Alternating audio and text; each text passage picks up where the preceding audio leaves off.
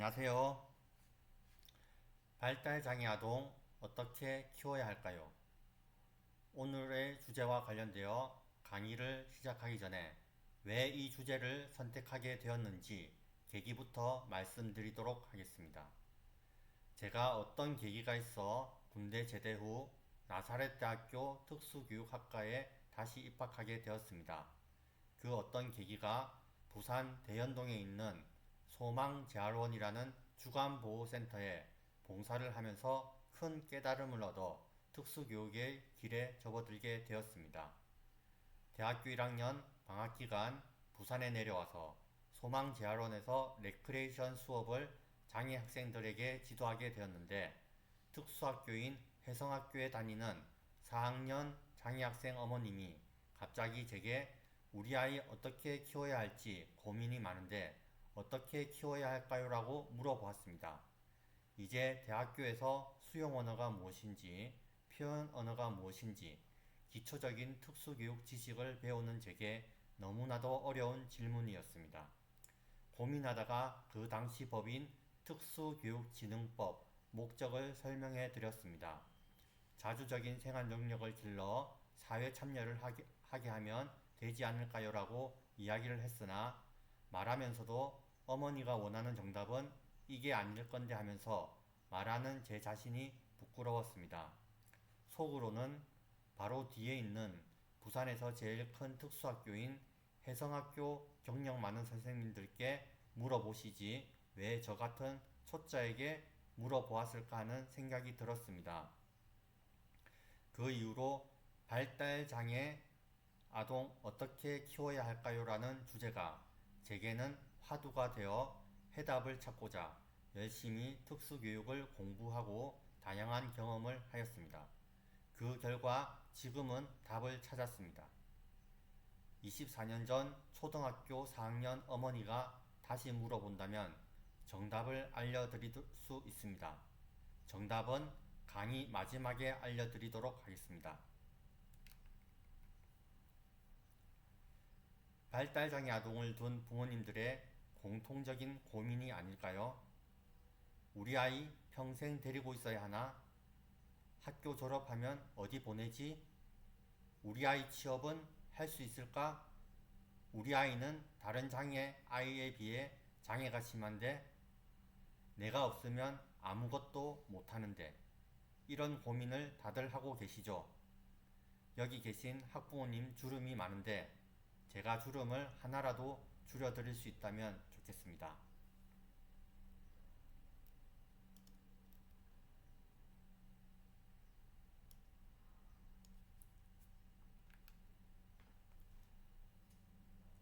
먼저 특수교육 대상 학생에 대한 법을 알아보도록 하겠습니다. 특수교육진흥법이 2008년까지 시행되었고 2008년부터 현재까지 특수교육 대상 학생에 대한 법이 장애인 등에 대한 특수교육법이 시행되고 있습니다. 목적을 한번 알아보도록 하겠습니다.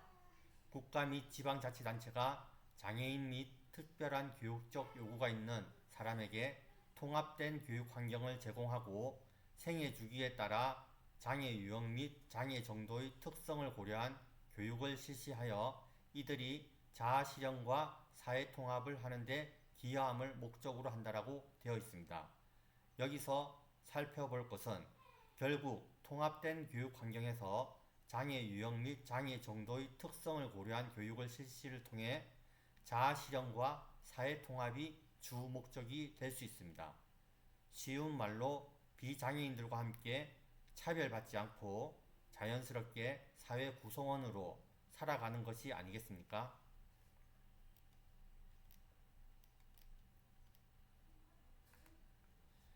우리 아이 생애 주기를 한번 살펴보도록 하겠습니다. 제가 초등학생, 중학생, 고등학생, 전공과 학생 및 성인 발달장애 학생들 지도한 경험을 바탕으로 보면 각각의 시기가 발달장애 학생들에게는 도전이 될 수 있습니다. 특별히 자폐성 장애 학생들에게는 환경 변화에 민감하고 환경을 해석하는 자신만의 루트가 있다고 해야 할까요? 그래서 정해진 규칙이나 패턴을 일관되게 적용해야 합니다. 예를 들면 초등학교 때는 담임 선생님의 비중이 크고 수업도 40분이지만 중학교 때는 담임의 역할보다 교과 선생님들 위주로 수업 환경이 크게 달라지고 수업도 45분으로 달라집니다. 이러한 변화를 전환 단계에서 발달장애 학생들이 자연스럽게 받아들여야 합니다. 이러한 전환 단계에서 적응하지 못하면 공격 행동 및 자해 행동 등의 문제 행동을 보일 수 있습니다. 따라서 유치원에서 초등학교로의 전환 단계에서 자연스럽게 전환되어야 하고 초등학교에서 중학교, 자연스럽게 전환되어야 하고 중학교에서 고등학교로 자연스럽게 전환되어야 하고 고등학교에서 전공과로 자연스럽게 전환되어야 하고 전공과에서 사회로 자연스럽게 전환되어야 합니다. 따라서 전환교육의 중요성을 알 수 있습니다. 그럼 특수교육 대상 학생은 이 전환 시기에 배치는 어떻게 되는지 알아보도록 하겠습니다. 중학교까지는 해당 시군구 특수교육운영위원회 심사를 통해 고등학교 이상은 시도 특수교육운영위원회에서 심사를 통해 결정됩니다. 특수교육 대상 학생의 경우 장애가 지적 능력에 큰 지장이 없거나 비장애 학생들과 수업을 함께 하기에 큰 무리가 없으면 일반 학교의 일반 학급에 배치받아 특수교육 관련 서비스, 예를 들면 치료지원 서비스, 방과후 서비스, 통학비 등을 지원받을 수 있습니다. 이 경우가 완전 통합이라고 볼 수 있습니다. 두 번째로 특수교육 대상 학생이 지적 능력에 제한이 있거나 비장애 학생들과 똑같은 조건에서 수업받기 곤란한 경우 일반 학교의 특수학급에 배치받아 시간제 통합을 하는 경우가 있습니다. 이 경우 보통 비교과 같은 경우 비장애 학생들과 수업을 같이 듣고 국영수 위주로 특수학급에서 특수교사가 장애 학생 수준에 맞는 개별화 교육 계획에 의거하여 수업을 진행합니다. 마지막으로 장애가 심하거나 특별한 중재가 필요한 경우 유초중고 전공과가 함께 모여있는 특수교육 대상 학생들만 있는 특수학교에 배치받아 집중적인 교육 서비스를 받을 수 있습니다. 최근에는 특수학교가 중증화되어 간다는 말이 있죠. 장애가 심한 학생들이 특수학교에 가는 경우가 많이 있습니다. 장애인들의 등에 대한 특수교육법 목적에 비추어서는 특수학교가 아니라 일반 학교에서 교육받는 게 사회통합에 좀 더 유리하지 않을까 생각합니다. 일반적으로 부모님들이 일반 학교에 자녀를 보내면 많은 어려움이 있을 수 있습니다. 예를 들면 비장애 학생과 다툼, 그리고 일반 교사가 특수교육 대상 학생에 대한 이해 부족, 그리고 비장애 학부모님과의 관계에서도 문제가 일어날 수 있습니다. 그럼에도 불구하고 결국 우리 발달장애 학생들이 살아가는 사회는 지역사회이기 때문에 어릴 때부터 비장애 학생들과 같은 공간에서 성장하는 것만으로도 발달장애 학생에게는 큰 교육적 가치가 있다고 생각합니다. 이런 말이 있죠. 부모가 편하려면 특수학교에 보내고 부모가 조금 힘듦을 감수한다면 일반 학교에 보내라는 말이 있죠.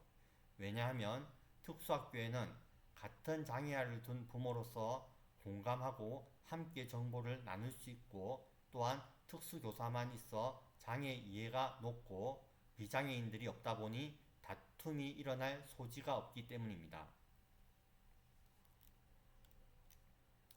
제 개인적인 의견을 말씀드리자면 내 자녀만 보지 말고 지역사회, 나아가 대한민국 사회에서 비장애인들이 장애인을 대하는 태도가 변하기 위해서는 부모님들이 조금 힘이 들어도 일반 학교 특수학급에 보내시길 추천드립니다. 왜냐하면 비장애인들이 유초중고 다니면서 같은 반에 특수교육 대상 학생 친구와 함께 보내는 것만으로도 장애인에 대한 이해도가 자연스럽게 형성될 수 있습니다. 그들이 커서 사회에 나가면 장애인 친구와 함께한 학창시절 경험으로 결국 장애인 차별이 낮아질 거라고 확신하기 때문입니다. 즉, 특수학교는 가장 분리된 교육 환경이라고 보시면 되겠습니다. 참고로 특수교육 대상 학생의 경우 의무교육기간이 어떻게 되는지 아십니까?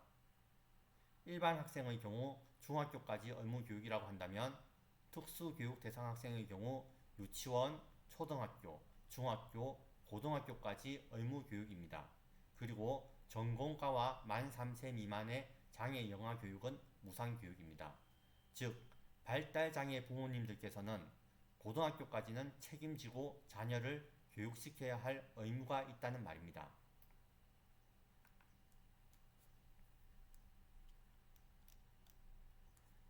다음은 학교 가는 길이라는 영화의 한 장면입니다. 서울 강서구의 특수학교 설립을 위해 지역 주민과의 공청회의 한 장면입니다. 장애가 경증이면 당연히 일반 학교의 특수학급에 배치받아 교육하면 되겠지만 대소변 처리도 힘든 중증 장애 학생은 특수학교에서 집중적인 서비스를 받을 필요가 있습니다. 그런데 집 가까이에는 특수학교가 없어 특수학교 설립을 요구하고 있지만 특수학교가 생기면 집값이 떨어지고 혐오시설이라는 지역 주민들의 반대가 심해 갈등이 생긴 장면입니다. 의무교육기간만큼은 국가가 보장해 주어야 하는데 발달장애 부모님들이 무릎을 꿇어서라도 교육받을 수 있는 환경을 만들어 주려고 하는 현실입니다.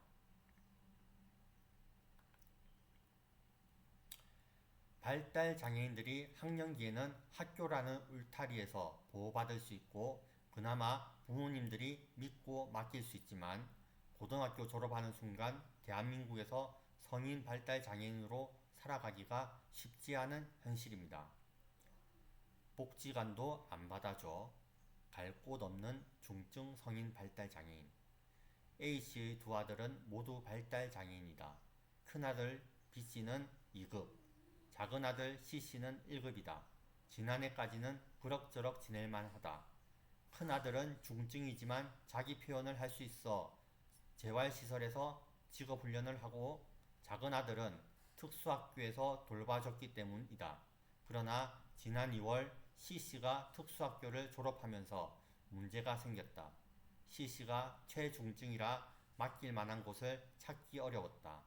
A씨가 사는 부산 금정구에는 성인 발달 장애인을 받아주는 곳은 금정장애인복지관에서 운영하는 시설과 사설 주간보호시설뿐이었다. 그러나 복지관은 입소 전 사회성 검사에서 점수가 미달해 탈락했고 사설시설은 나가는 사람이 없어 오랫동안 대기했다. A씨는 수소문 끝에 남구의 한 시설에 자리가 생겼다는 소식을 듣고 작은 아들을 맡겼다. 하지만 그 시설은 C씨의 과잉 행동으로 보호의 난색을 보였고 거리도 멀어 결국 집에서 아들을 돌보고 있다. 졸업하고 나면 갈 곳이 없어 피눈물. 29세 지적장애 2급인 딸을 키우고 있는 최상숙 씨는 눈물로 고등학교 때까지 보냈는데 졸업을 하고 나니 갈 곳이 없다 면서 2, 3년을 기다린 자리에서 2년을 또 기다리다 보니 이 나이가 됐다고 토로했다. 이어 졸업 전까지는 눈물로 아이를 키웠지만 졸업하고 정말로 그때부터는 피눈물이다. 갈 곳 없는 아이를 붙잡고 24시간을 살면서 잠깐이라도 안 보이면 마음이 조마조마한 건 어떻게 표현할 수 없다고 말했다.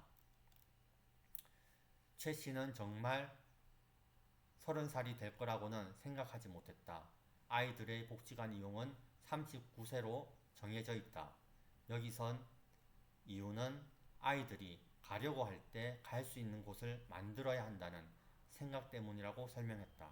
끝으로 최 씨는 아이와 같이 연탄가스라도 들이마시고 싶은 생각을 수도 없이 한다.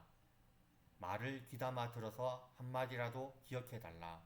나라에서 아이들을 돌보고 책임질 수 있도록 해달라고 촉구했다.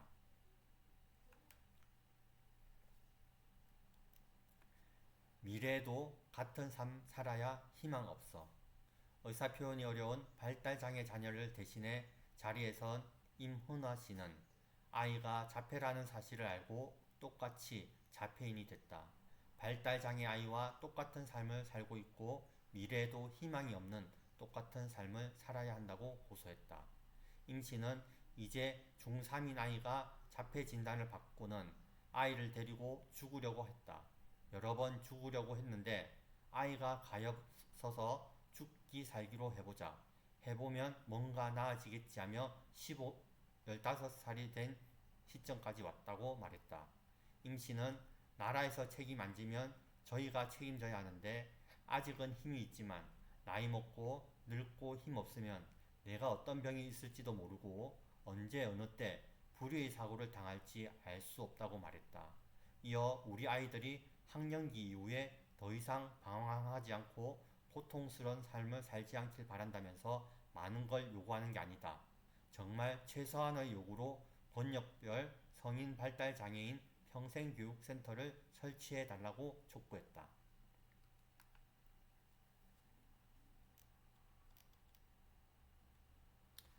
복지제도 믿고 죽을 수 있게 해달라. 배경민 씨는 우리 아이는 내가 없으면 물 한 모금, 밥 한 숟가락, 벌레가 물려 가려워도 긁지도 파리가 얼굴에 앉아 있어도 쫓지도 못하는 그런 아이다.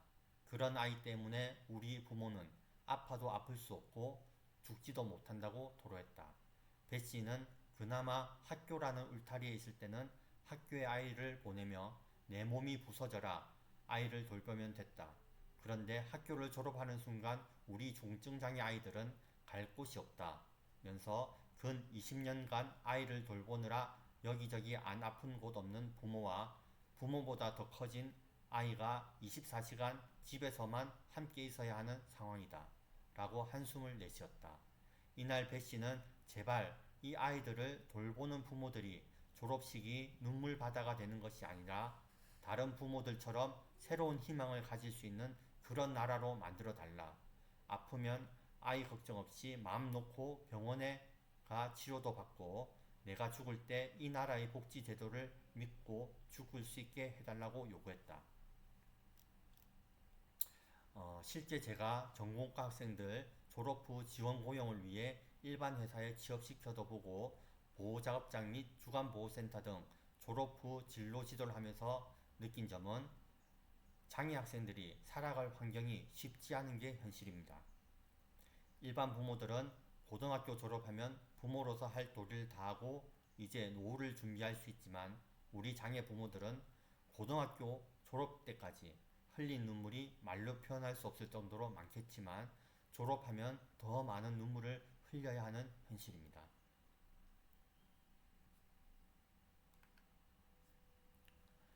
특수교육 대상 학생들의 졸업 후 진로에 대해 알아보도록 하겠습니다. 일반적으로 장애인 생활시설, 주간보호센터, 복지관 직업훈련센터, 그룹홈, 보호작업장, 일반사업체로 진로가 결정됩니다. 보통 특수교육 대상 학생들의 작업 수준에 따라 진로를 결정하게 됩니다. 짧게 설명하자면 장애인 생활시설은 중증 장애인들이 집단으로 거주하는 생활시설입니다. 최근에는 시설 허가를 안 내주고 있고 시설의 투명성을 위해 많은 개선이 이루어지고 있습니다. 주간보호센터는 낮 시간에 장애인을 돌봐주는 시설이고 복지관 직업훈련센터는 직업을 가지기에는 아직 무리가 있어 직업훈련을 실시하는 곳입니다. 그리고 그룹홈은 5명에서 6명의 장애인들이 역할을 분담해서 스태프의 지원을 받아 가정 형태로 소규모로 운영되고 있습니다. 그리고 보호작업장은 10명 이상의 장애인들이 최저임금 이하로 일정 시간 단순 하청 작업을 하는 곳으로 임금을 받고 일하는 곳입니다. 마지막으로 일반 사업체에서는 지원 고용을 통해 비장애인들과 함께 일하는 곳입니다.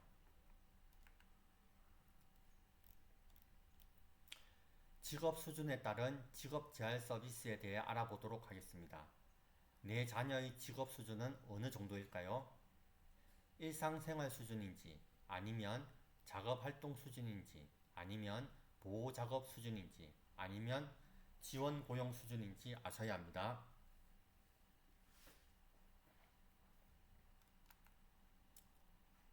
첫째, 일상생활 수준이란 작업 능력을 기대하기 어려우며 식사하기, 옷 입기, 대소변 처리, 목욕하기, 이동하기 등 일상생활 수행을 위한 조력이 필요한 수준입니다. 보통 일상생활 수준의 학생들이 장애인 주간보호센터에서 낮 시간에는 서비스를 받을 수 있습니다. 즉, 일상생활 수준도 안 되면 부모님께서 집에서 자녀를 돌보아야 한다는 것입니다. 내 자녀가 장애인 주간보호센터도 못 갈 정도로 중증이면 어릴 때부터 목표를 장애인 주간보호센터에 보낼 정도로 교육을 시키시면 되겠습니다. 둘째, 작업활동 수준이란 작업 능력이 극히 낮은 수준으로 생산력을 요구하기 어려운 수준이라면 보통 이런 경우 복지관 내에서 운영하는 장애인 작업활동센터 또는 직업재활센터에 보내는 경우가 많이 있습니다. 쉽게 말해 보호작업장에서 임금을 받고 일하기에는 부족하고 장애인 주간보호센터에 있기에는 조금 아쉬운 장애인의 경우 직업훈련을 시켜 직업 능력을 향상시켜 보호작업장에 임금을 받고 일할 수 있도록 하는 곳이라 생각하시면 되겠습니다. 셋째, 보호고용 수준이란 작업 능력이 낮은 편이나 보호적 조건에서 생산활동이 가능한 수준으로 보호작업장에 취업해 임금을 받고 일하는 곳입니다. 일반적인 보호작업장의 경우 10명 이상 장애인들이 하청받은 일로 일도 하고 문화생활, 여가생활 서비스도 받는 곳입니다. 임금은 보호작업장 시설마다 편차가 있는데 적게는 10만원 미만, 많게는 50만원 이하로 받을 수 있는 곳입니다. 평균 35만원에서 40만원 정도 받는다고 생각하시면 됩니다. 또 하나는 장애인 근로사업장이 있는데 장애인 근로자가 30명 이상 근무하고 보호작업장과 가장 큰 차이점은 근로자에게 법정 최저임금 이상을 지급하는 것을 원칙으로 한다입니다. 즉, 생산 능력이 비장애인에 비하여 떨어지지 않아야 하겠지요. 넷째, 지원 고용 수준이란 일반 사업체에서 취업을 위해 사전에 훈련을 받고 취업을 하는 경우로 훈련 기간에는 국가가 임금을 장애인에게 지급하고 보통 3개월 후 고용하는 형태입니다. 즉, 선훈련 후 배치라고 보면 되겠습니다. 기업 입장에서는 위험 부담을 최소화할 수 있고 장애인에게는 작업 코치의 지원을 받아 회사에서 적응할 수 있는 환경을 제공받아 자연스럽게 취업으로 연결됩니다. 제가 특수학교 전공과 진로상담 부장할 때 지원 고용으로 장애 학생을 많이 취업시켰습니다. 끝으로 24년 전 발달장애 학부모님이 다시 제게 우리 아이 어떻게 키워야 할까요? 라고 묻는다면 지금은 이렇게 말할 거예요. 자녀가 5살이든 10살이든 15살이든 20살이든 30살이든 상관이 없습니다. 지금 어머님 자녀가 무엇을 할 수 있는지가 중요합니다. 첫째, 스스로 밥을 먹을 수 있는지. 스스로 밥을 못 먹으면 누군가의 도움을 받아 밥을 먹어야 하는데 스스로 밥을 먹을 수 있는 훈련을 하시고, 다음으로는 대소변 처리를 혼자 할 수 있는지. 할 수 없다면 누군가의 도움을 받아 대소변 처리를 해야 하니 먼저 해야 할 것이 스스로 대변을 본 뒤 뒤처리를 할 수 있도록 지도하고, 소변을 스스로 볼 수 있는 훈련을 해야 합니다. 그리고 스스로 옷을 입고 벗을 수 있는지, 스스로 옷을 입고 벗을 수 없다면 누군가의 도움을 받아 옷을 입고 벗어야 하니 앞으로는 스스로 옷을 입고 벗을 수 있는 훈련을 해야 합니다. 다음으로는 스스로 양치질 및 세면을 할 수 있는지, 스스로 할 수 없다면 누군가의 도움을 받아 양치질하고 세면을 해야 한다면 지금부터는 스스로 양치질하고 세면할 수 있도록 지도해야 합니다. 다음으로는 이동하는데 스스로 할 수 있는지, 할 수 없다면 누군가의 도움을 받아 이동해야 하니 등하교 시 대중교통을 스스로 이용할 수 있도록 지도해야 합니다. 제가 말씀드린 이런 것들이 기능적 기술인데, 기능적 기술이란 내가 성취하지 않으면 다른 누군가에 의해서 성취되어져야 하는 기술로 삶을 살아가는 데 있어서 꼭 필요한 기술입니다. 이러한 기술만 되어도 장애인 주간보호센터에서 중증이라는 이유로 거부되는 일이 없을 거예요. 멀리 보시고 지도하시면 됩니다. 특수교육은 가정교육이라고 저는 말씀드리고 싶습니다. 부모님들이 가장 경계해야 할 것이 자녀 스스로 해야 할 일에 대해 도움을 주고 대신 해주는 것이 모든 것들이 발달장애 자녀들에게는 진짜 장애인을 만드는 위험한 행동들입니다. 장애를 가진 자녀일수록 하나부터 열까지 스스로 할 수 있도록 부모님께서는 최소한의 지원을 해주어야 합니다. 청소, 빨래, 요리 등 가정에서 할 수 있는 모든 것들을 스스로 할 수 있도록 모질게 교육해야 합니다. 그러면 고등학교 졸업 후 장애인 주간보호센터, 그룹홈, 보호작업장이 아닌 지원 고용을 통한 일반 사업체에 100% 취업 가능할 수 있습니다.